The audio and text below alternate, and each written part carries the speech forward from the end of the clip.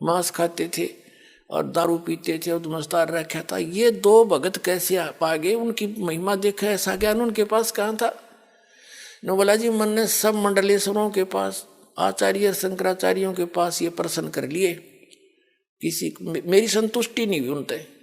तो मैं बोला भाई इस यह संतुष्टि दास तो होगी, सोनी बताऊं तेरे। फिर उसको सारी कहानी सुनाई कि कबीर परमात्मा चारों युग माते, सतयुग में सत्सुकृत नाम से आए थे, त्रेता में वो मुनिंदर नाम से ऋषि नाम से आए थे, द्वापर में करुणामय नाम से और कलयुग में वो कबीर नाम से आए थे। जब मुनिंदर नाम से त्रेता में परमात्मा आए हुए थे उस समय एक नल और नील नाम के दो शिष्य बने थे, वो बहुत दुखी थे, उनके आशीर्वाद थे से वह स्वस्थ हो गए थे। फिर वो थोड़ी बहुत गलतियां हो जाती थी, वस्त्र कपड़े धोने जाते थे तो वो भोले भाले थे, उनके हाथों से दरिया में बहुत से कपड़े और बर्तन बह जाते थे। तो परमात्मा ने उनको आशीर्वाद दे दिया था, बेटा सेवा तो करो लेकिन आज के बाद तुम्हारे हाथ से कोई भी वस्तु पानी में नहीं डूबेगी। उसके बाद परमात्मा एक चंद्र विजय नाम का भाट था लंका के अंदर, उनके 16 सदस्यों ने, घर के सदस्यों ने, पुत्रवधुओं ने, पुत्रों ने, पुत्रियों ने, सबने उपदेश लिया था कबीर जी का। और उस भाट, वो भाट जाता था राजा रावण के वहां पर, उन गीत ज्ञात सुनाने, उसकी महिमा गाता था। और उसकी पत्नी जो कर्मवती थी वो जाती थी मंदोदरी को चुटकुले चटकुले सुना के, उसने बूंदी अच्छी सुना के ज्ञान सुनाया करती थी। और जब उसने ये ज्ञान हुआ, उस कर्मवती ने भाट चंद्र विजय की पत्नी को परमात्मा का ज्ञान हुआ, तो फिर मंदोदरी को वो ये ज्ञान सुनाने लगी, ये वचन परमात्मा की महिमा के। तो मंदोदरी ने बोली ये कर्मवती चंद्र विजय की पत्नी भाटनी से कि तेरे अंदर तो सारा गोबर भरा था, सारी बेहुदी बात करया करती, तू आज ये अमृत वचन की तले आई। तब उसने बताया कि हमारे घर भगवान गुरु जी आते हैं, उन्होंने मुझे ज्ञान दिया मंदोदरी, और ऐसा ज्ञान है मेरा जी करे तो सारे ने बता दूं। फिर मंदोदरी खूब सुनती, मैं बोली तू उन बकवादा ने छोड़ी, मुझे ये ज्ञान सुनाया करे। और कहने लगी तेरे गुरु जी आओ ना, उसने मेरे पास लाइए बुला के।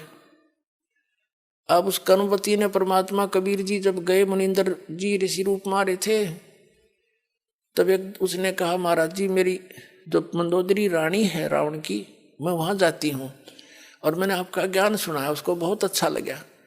तो वो कह रही है कि मेरे पास बुला लो एक बार। ने बोला बेटी मैं ना जाऊँ, उसकी गरज पड़े तो यहाँ आ जाएगी, मैं वहाँ जाऊँ मन मानो उसका पति नाराज हो जा, मैं नहीं जाऊँगा वहाँ पर। तो कर्मवती गई, जाके कहा कि बहन गुरुजी ऐसे ऐसे कह रहे हैं, और देख संतों को बुलाना नहीं चाहिए, खुद जाना चाहिए। तो मंदोदरी का समझ में आ गई, पुण्यात्मा थी, नो बोली चल मैं चलती हूँ। महाराज के दर्शन करे, बात सुनी, दीक्षा ले ली, शेष बन गई वह उसकी परमात्मा की। फिर वो ज्ञान ऐसा है ये आप रुक नहीं सकते दूसरे को बताए बिना, ऐसी रजा कर रखी दाता ने, ये भ्रंग बढ़ा देता है बार बार सुना के, उसने फिर आगे सुनाना पड़ता है कि इसका भी कल्याण हो जाए। उसकी रावण तो सुना नहीं था क्योंकि वो तो दारू पीवा धड़ी पक्की रावण खा कर मांस सो जा। उसका देवर था विभीषण, उसको लगी समझान, उस काफी वो सुनता रहा, बहुत ध्यान से सुना। तो वो कहने लगा कि आपने कल्याण करा लिया, फिर मुझे भी तो कल्याण करा मेरा भी।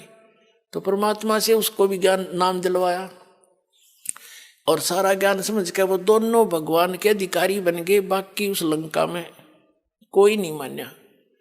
तो पुण्यात्माओं उसको मैंने समझाया कि ये जो दोनों हंस थे ये परमात्मा के ज्ञान से परिचित थे, इसलिए मंदोदरी ने रावण को कैसा ज्ञान दिया है कि कर्म बिगाड़ रहा तू अपने, और ऐसे दुष्ट कर्म करते हैं पर प्रक्रिया पर तू नीत खराब कर गया, सूरवीर होकर के तू ऐसी गलती कर रहा है।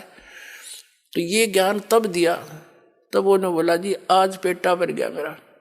बाकी ये बात से तो थारी उठपटांग सी कथा तो मेरा समझ में आ नहीं रही, पर होगा अवश्य ऐसा ही।